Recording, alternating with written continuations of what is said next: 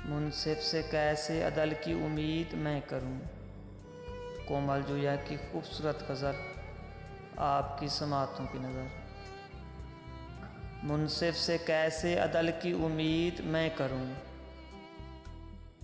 जो चाहता है जुल्म की तायीद मैं करूं। कैसे कहूं कि भूख हमारा नसीब है, बच्चों को कैसे सब्र की ताकीद मैं करूं।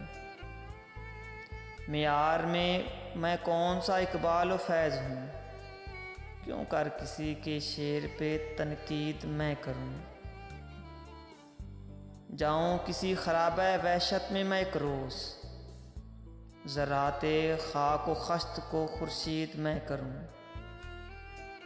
वो चाहता तो है कि रहें सिलसिले बहाल, लेकिन ताल्लुकात की तजदीद मैं करूं।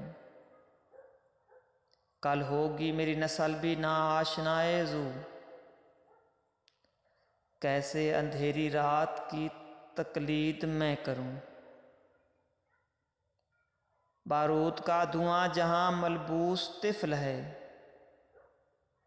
ग़ज़ा में मौला अमन हो तो ईद मैं करूं।